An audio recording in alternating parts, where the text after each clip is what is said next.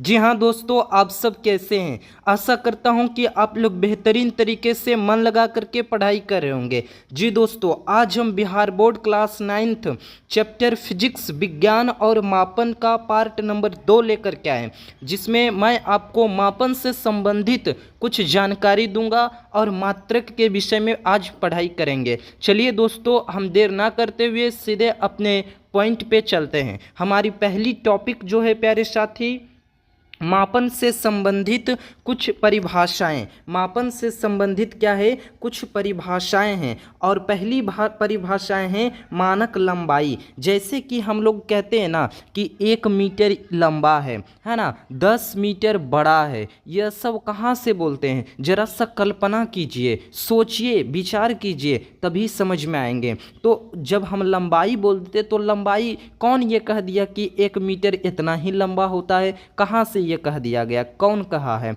तो इसे जानने का प्रयास कीजिएगा दोस्तों, तो आपको अवश्य समझ में आएगी। क्योंकि मेरा कहना है कि मैं स्टूडेंट्स को बहुत ही बेसिक से डिटेल से संपूर्ण जानकारी दे दूं, ताकि आपको कभी भी दोबारा पढ़ने की ज़रूरत नहीं होगी। जी हाँ दोस्तों, आप एक बार पढ़ लीजिए, आपको यह बार बार काम देने वाला है। जी दोस्तों, बढ़िया से मन लगा करके पढ़ाई कीजिए। चलिए हम लोग देखते हैं। मानक लंबाई जो है, 1 मानक मीटर है न, वह लंबाई है जो फ्रांस देश की राजधानी पेरिस में रखी हुई प्लैटिनम इरेडियम की मिश्र धातु की छड़ पर बने 2 चिन्हों के बीच की दूरी है। मानक जो लंबाई है, 1 लंबाई, 2 लंबाई, इतना, जिससे कि मीटर ने बोलते हैं, इतना मीटर लंबा, इस प्रकार से हम लोग व्यक्त करते हैं। तो जो जैसे कि मान लीजिए मैं कहता हूँ 2 मीटर लंबा है, तो 2 मीटर कैसे, आप क्यों कह दिए कि वो 2 मीटर, 3 मीटर क्यों नहीं हो सका, है ना, आप क्यों नहीं 3 मीटर बोले। लेकिन उसकी माप है 2 मीटर, इसीलिए वह 2 मीटर कहा गया है। कहाँ से कहा गया है, तो मैं बता दूं, चूँकि फ्रांस देश है, उसकी राजधानी कहाँ है, पेरिस, और वहाँ पर एक छड़ रखी हुई थी, प्लैटिनम इरेडियम की एक छड़ रखी थी। और वह छड़ जो था प्लैटिनम इरेडियम जो है, यह एक मिश्र धातु है, और इसी से वह छड़ मिल करके बना हुआ था, जिसमें 90% प्लैटिनम मिला हुआ था और 10% इरेडियम मिला था। दोनों मिल करके एक छड़ को तैयार किया था, और वह छड़, जो कि उस छड़ में 2 चिन्ह बने हुए थे, और वे 2 चिन्हों के बीच की दूरी को ही 1 मीटर माना गया। जी हाँ दोस्तों, चलिए हम लोग आगे बढ़ते हैं। अगली जो हमारी मानक है वह द्रव्यमान है। अगली मानक क्या है, द्रव्यमान है। तो द्रव्यमान का मात्रक किलोग्राम है। परिभाषा के अनुसार 1 किलोग्राम पेरिस के निकट सेविरस नगर में रखे प्लैटिनम इरेडियम के रूप में विशेष टुकड़े का द्रव्यमान माना गया है। यानी कि मतलब कि फ्रांस देश की राजधानी, यानी कि समझ जाइए, एक नगर है सेविरस, पेरिस के निकट स्थित है। कहाँ है, पेरिस के निकट स्थित है सेविरस, एक नगर है। वहाँ पे प्लैटिनम इरेडियम के रूप में विशेष टुकड़े का द्रव्यमान माना गया। यानी वहाँ भी 2 चिन्ह थे, उसके 2 चिन्हों के नाम पर ही एक द्रव्यमान, 1 केजी है ना, 2 केजी, इस प्रकार से नाम रखा गया। चलिए हम लोग आगे देखते हैं। हमारे तीसरी मानक है सेकेंड। क्या चीज़ है, तीसरी मानक है सेकेंड। तो समय का मानक मात्रक सेकेंड होता है, और 1 सेकेंड वह समय अंतराल है जिसमें परमाणुक घड़ी में सीजियम 133 परमाणु कंपन करते हैं। जी हाँ दोस्तों, यह इतना इम्पोर्टेंट नहीं थी, बल्कि यह आपकी जानकारी के लिए, यदि आप फिजिक्स पढ़ते हैं तो इन सभी छोटी छोटी जानकारी को रखना जरूरी है।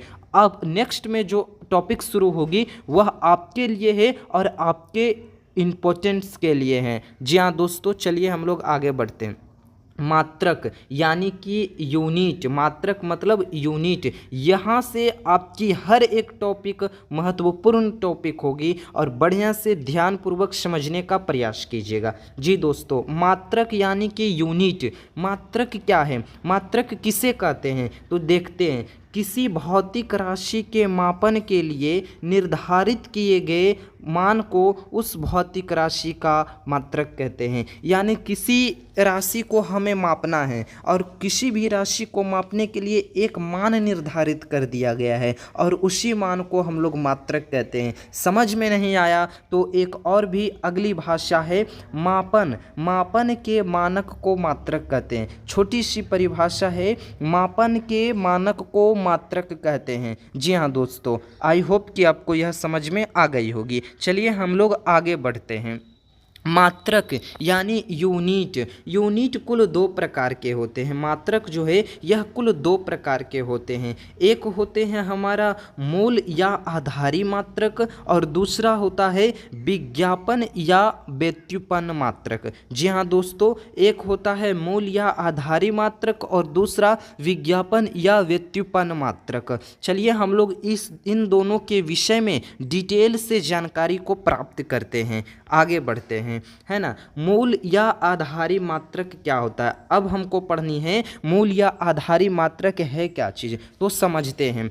वह मात्रक जो किसी अन्य मात्रक पर निर्भर नहीं करता है उसे मूल मात्रक कहते हैं। जी हाँ दोस्तों, वह मात्रक जो किसी अन्य मात्रक पर निर्भर नहीं करता है उसे हम लोग क्या कहते हैं, मूल मात्रक कहते हैं। जो अपने पर विश्वास करता है, भरोसा करता है, उसे मूल मात्रक कहते हैं। और मूल मात्रक में भी केवल एक पद शामिल होते हैं, जैसे कि यहाँ पे दिया गया है किलोग्राम, मीटर हो गया, सेकेंड हो गया, ETC यानी इत्यादि, और भी जिनमें केवल एक पद ही शामिल होते हैं उसे हम लोग आधारी मात्रक या फिर मूल मात्रक कहते हैं। आई होप कि आपको समझ में आ गई होगी। नेक्स्ट पढ़ते हैं विज्ञापन या व्युत्पन्न मात्रक क्या है। वे मात्रक, है ना, विज्ञापन या व्युत्पन्न मात्रक, तो वे मात्रक जो आधारी मात्रकों पर निर्भर करते हैं उसे व्युत्पन्न मात्रक कहते हैं। और व्युत्पन्न मात्रक में दो या दो से अधिक पद शामिल होते हैं। जी हाँ दोस्तों, जैसे एग्जाम्पल में मैं बात करूँ, वर्ग यानी मीटर स्क्वायर, है ना, मीटर क्यू, ये सब, इनमें 3 पद शामिल है मीटर क्यू, 2 पद शामिल है मीटर स्क्वायर, है ना। जी दोस्तों, उसे ही हम लोग कहते हैं व्युत्पन्न मात्रक। आई होप कि आपको यह भी समझ में आ गई होगी, क्योंकि मैंने इसके विषय में कल भी डिटेल से बात की थी, हालांकि वो राशियां थी और यह मात्रक है। चलिए हम लोग आगे बढ़ते हैं। अब आपको पढ़नी है मात्रकों की पद्धतियाँ। क्या चीज़, मात्रकों की पद्धतियाँ पढ़नी है ना। तो मात्रकों की कुछ पद्धति होती है, जी हाँ दोस्तों, जिसमें हम लोग वस्तुओं को मापतौल करते हैं उसे ही मात्रकों की पद्धति कहते हैं। चलिए समझते हैं। सभी प्रकार के राशियों के लिए, सभी प्रकार के राशि, और सभी प्रकार की राशि कहने का मतलब राशि तो 2 प्रकार की होती है। कौन कौन, तो आधारी राशि और व्युत्पन्न राशि। हालांकि एक तीसरी राशि भी होती है जिसे पूरक राशि या संपूरक राशि कहते हैं, लेकिन मूल राशियां 2 होती है, आधारी राशि और व्युत्पन्न राशि। तो सभी प्रकार की राशियों के लिए कहने का मतलब आधारी राशि भी होनी चाहिए और व्युत्पन्न राशि दोनों। इसके लिए पूरे समूह को मात्रकों की पद्धति कहते हैं। यानी सभी प्रकार के राशियों के लिए मात्रकों के पूरे समूह को मात्रकों की पद्धति कहते हैं।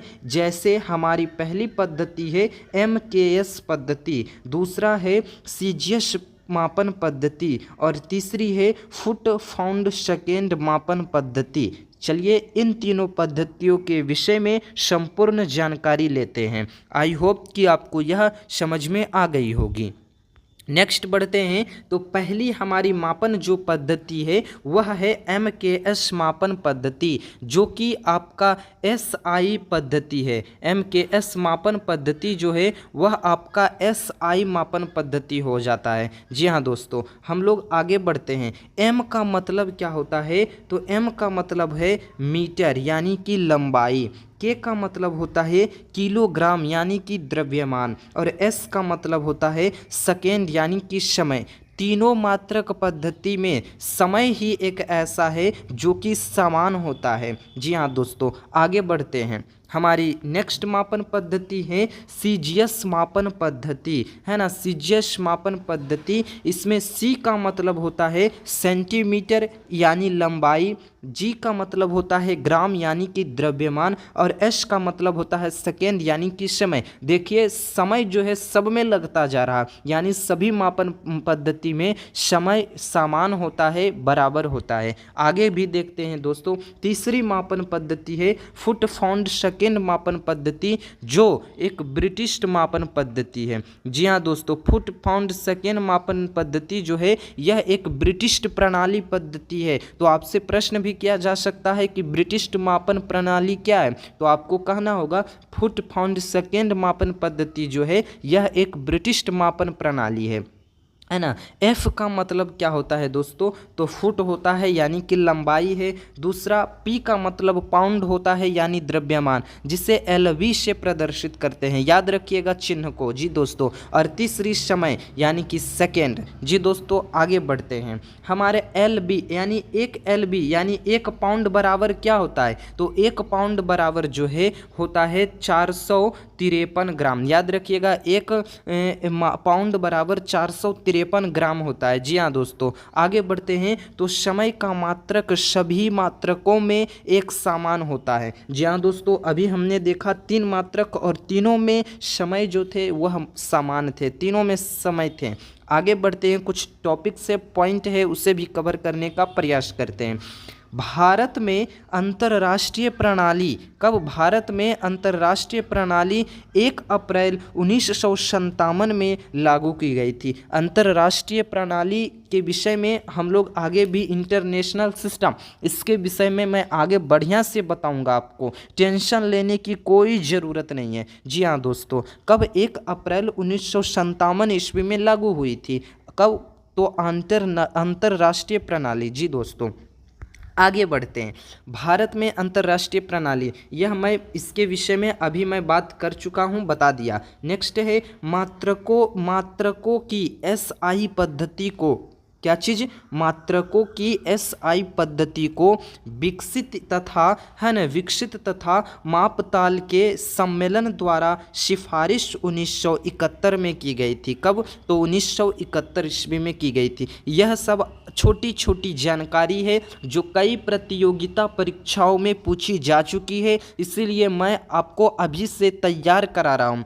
जी हाँ दोस्तों, कि आप लोग आगे भी तैयार रहिए सामना करने के लिए इन सभी प्रश्नों का। जी हाँ दोस्तों, आई होप कि आपको यह समझ में आ गई होगी। चलिए आगे बढ़ते हैं, हमारा आगे है दोस्तों मानक एसआई उपसर्ग, जो आपके लिए काफ़ी इम्पॉर्टेंट है। जी दोस्तों यहाँ पे हमारा अंश दिया गया है, थोड़ा सा मैं कलर को चेंज कर लेता हूँ। जी दोस्तों चलिए आगे देखता हूँ।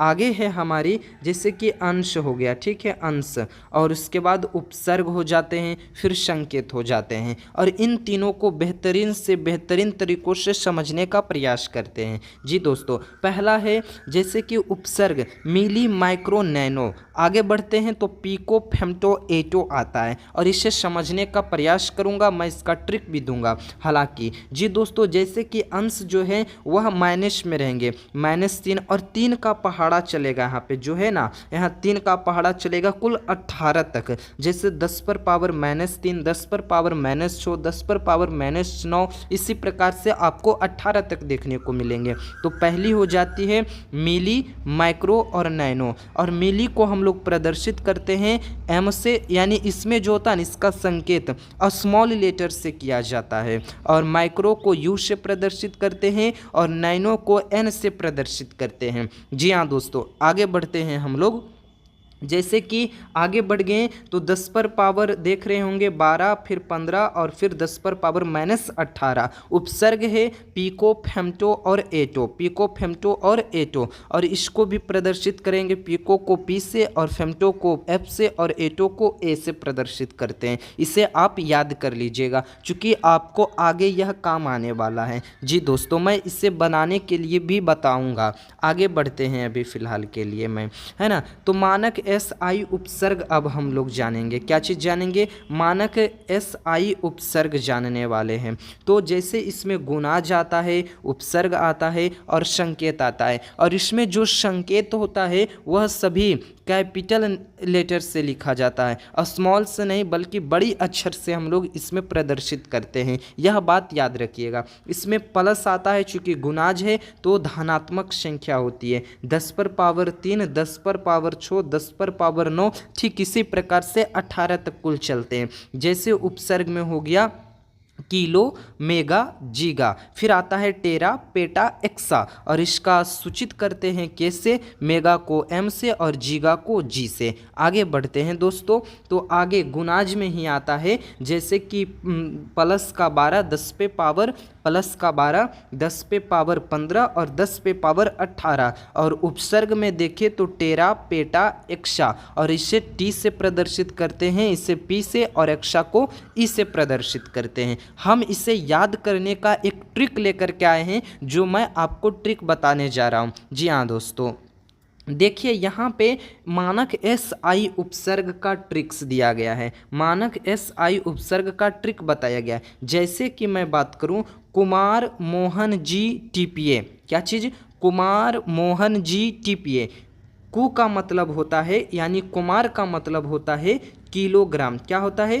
किलोग्राम, यानी कि किलो हो जाता है, आप कह सकते हैं किलो। और जी का मतलब होता है जीगा, और टी का है ना, और मोहन का मतलब होता है मेगा, और टी का मतलब होता है टेरा, और पी का मतलब होता है पेटा, और ए का मतलब होता है, यहाँ पे ए का मतलब होता है एक्सा। जी हाँ दोस्तों, ए का मतलब क्या होता है? एक्सा होता है। यानी कि इसका मतलब हो गया कुमार मोहन जी TPA। इसका पूरा अच्छा से बोलूं तो कुमार मोहन जी TPA, और कु का मतलब किलो, मो का मतलब मोहन, और मोहन का मतलब मेगा, और जी का मतलब जीगा, टी का मतलब टेरा, पी का मतलब पेटा, और ए का मतलब होता है एक्सा। ए का मतलब क्या होता है? एक्सा। तो यही ट्रिक थी कुमार मोहन जी TPA, आप इसे याद रखिएगा, कुमार मोहन जी TPA। जी हाँ दोस्तों, मैं ऐसे ऐसे ट्रिक्स आपके लिए देता रहूँगा ताकि आपको याद करने की ज़रूरत नहीं होगी।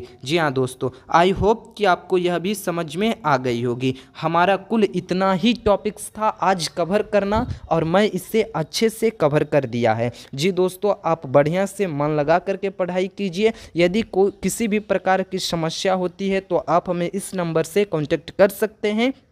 आशा करता हूँ कि यह वीडियो आपको काफ़ी अच्छी लगी होगी। जी हाँ दोस्तों, और यदि अच्छी लगी तो लाइक कर दीजिएगा। चैनल पे नए हैं तो चैनल को अवश्य सब्सक्राइब कर लीजिएगा।